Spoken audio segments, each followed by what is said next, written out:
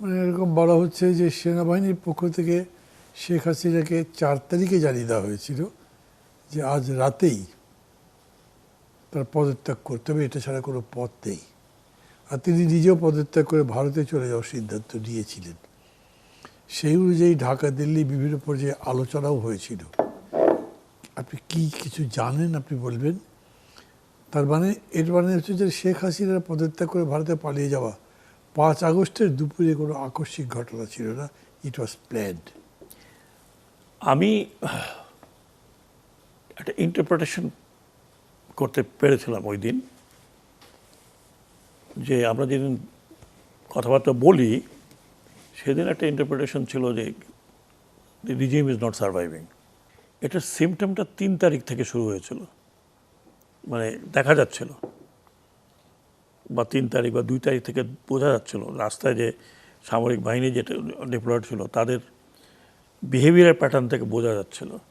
And ভিতরে chief of army staff was compelled, ওই যে 3 তারিখে একটা মিটিং হলো, দ্যাট মিটিং ইন্ডিকেটেড, ওইটা ক্লিয়ার ইন্ডিকেশন ছিল যে সামরিক বাহিনী নেই এটার সাথে। এবং আমার যতদূর মনে হয় বা যে এখন যেটা বোঝা যায় যে আলটিমেটলি একটা বোধহয় প্ল্যান ছিল যে সামরিক বাহিনীর হাতে দিয়ে মার্শাল ল করে আমরা সরে যাব, then we come back again. কিন্তু সেটা, এই জিনিসটা যদি আমি এটার সাথে একটু যুক্ত করি আপনাকে, 2009-এ একটা ঘটনা ঘটেছিল, যে এই ঘটনা এন্টায়ার আর্মিকে নাড়া দিয়েছিল, এন্টায়ার আর্মিকে। আর ফিউ ইয়াং অফিসার, তাদের চাকরি বাকরি চলে গেল, কিন্তু তার ব্যাচমেট, তার ওই ওই জেনারেশন, ইনক্লুডিং আমরা যারা রিটায়ার্ড ছিলাম, we didn't forget that, and that was BDR massacre. ওখানে অনেক অফিসার ছিল যে আমার আন্ডারে চাকরি করেছে, শাকিল আমার আন্ডারে চাকরি, ব্রিলিয়ান্ট অফিসার ছিল। এবার আমি তো তখন ইলেকশন কমিশনার, সারপ্রাইজ। এই জিনিসটা আর্ম ফোর্সেস কিন্তু like all over the world, they like elephant, they like elephant. Elephant কিন্তু ভোলে না, elephant will never forget what happen to it. আপনি যদি তাকে কষ্ট দেন, সে কিন্তু তাৎক্ষণিক অত কিছু করবে না। পরে আপনি অনেক গল্প শোনেন না, যে হাতির পালে সে বাড়ি ভেঙে দিয়ে গেছে। বাড়ি কার ভাঙছে? যে হাতিকে কষ্ট দিয়েছে। এটা আমি বলছি না, they are just like, it's a corporate body. Arm forces all over the world is a corporate body. আপনি যদি এই কর্পোরেট বডিকে ঠিকমতো পরিচালিত করতে না পারেন, তাহলে they will look after their own interest. এই যে এতগুলো অফিসার মারা গেল, কিল্ড, তার বিচার হলো প্রপার, তার ইনভেস্টিগেশন হলো না প্রপার। আপনি কি মনে করেন যে তার কোর্সমেট, তার ব্যাচমেট, উপরে নিচে commanding officer, they didn't know what was happening? এটা কেন হলো না? এই জিনিসগুলো বাংলাদেশ আর্মিতে তাৎক্ষণিক অত রিয়াকশন হয়নি, কিন্তু একটা সিচুয়েশন যখন আসছে তখন বলছে we are not with it, that is enough. আপনাকে আমি যখন কথা প্রসঙ্গে কথাটা খুব তাড়াতাড়ি বলি, যেন এরশাদের ফল হলো কীভাবে আপনি জানেন? বলতে পারবেন? মানে দেখলাম যে জেনারেল নুরুদ্দিন যখন মানে ইয়েস, ইয়ে করলেন, যেই দিন আমরা ওনাকে বললাম যে this far no further,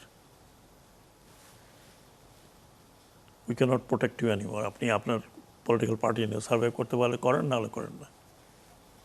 that's how he, not মিলনের মারা গেছে, ওইটা মারা গেছে। যদি আর্মি তাকে ব্যাক করতো তাহলে সে হয়তো আরও 1-2 বছর থাকতে পারতো। বাট বলা হলো যে না, আমরা আর এর মধ্যে নাই, we are not going to face, আমরা ফেস করবো না ফর ইউ, আমরা জনগণকে ফেস করবো না। That collapsed. এবং এটা যে শুধু বাংলাদেশে তা না, এটা কিন্তু অল ওভার দ্য ওয়ার্ল্ড। আপনি দেখেন আমেরিকাতে যখন প্রেসিডেন্সিয়াল রেস হয়, তখন প্রেসিডেন্ট বলে বলে আমার সাথে 300 জেনারেল হ্যাজ সাপোর্টেড মি। তো জেনারেল সাপোর্ট দিয়ে তুমি কি করবো? তুমি জনগণের সাপোর্টের কথা বলো। But that's a very, because they, যদি আর্ম ফোর্সেসকে বলা হয়, দে আর দি মানে most powerful organ of the state, most powerful organ of the state. If they don't support, even a democratic government যদি সাপোর্ট না করে, তাহলে that democratic government cannot function. এটা আমি বলছি না, প্রচুর বই লেখা আছে। ফুকুয়ামার বই পড়েন আপনি, আরও অনেকের নাম এই মতো মনে নেই, আমার কাছে অনেক বইগুলো আছে। আপনি যদি পড়েন তাহলে আপনি দেখবেন যে দিস আর অল গবেষণা করা বই। তো সেইখানে অন থার্ড যখন উনি মিটিংটা করলেন, present chief, he also understood from the ওই মিটিংয়ের 2-4টা কথাবার্তার থেকেই, ভেরি ইন্টারেস্টিং। উনি যখন বললেন যে আমি আরও কোনো কথা শুনবো না, কনস্টিটিউশন যা বলে আমরা সেভাবে সরকারকে, কনস্টিটিউশনে আমাদেরকে কাজ করতে হবে, চিফ এটাই বলেছেন, if I am not wrong. তো সব কিছু বলার পর অনেক প্রশ্ন ছিল অনেকের। একজন লেডি অফিসার দাঁড়ালেন, উনি বলেন না, আর কোনো প্রশ্ন নাই,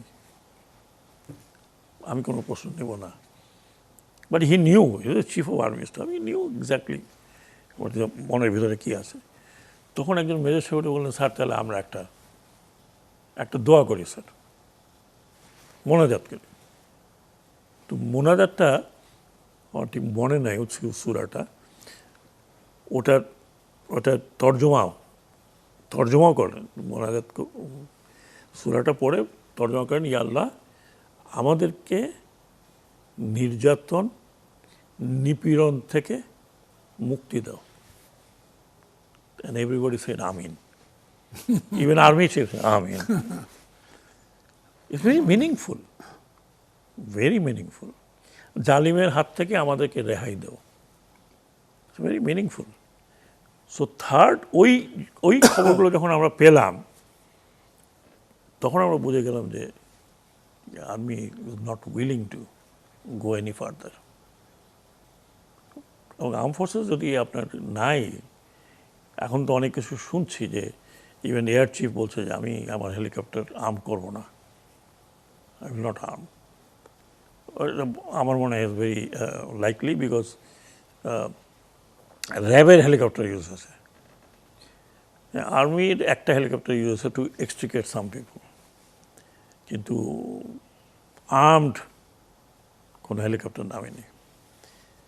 তো মোরলেস বাংলাদেশ আর্মির একটা বিশাল কন্ট্রিবিউশন আছে এই জুলাই আন্দোলনে। যদিও আমরা আর্মিতে থেকে তো ওরকম প্রসেশন বের করতে পারে না, but they were very sympathetic and they also knew যে এইরকমভাবে দেশ চলতে পারে না।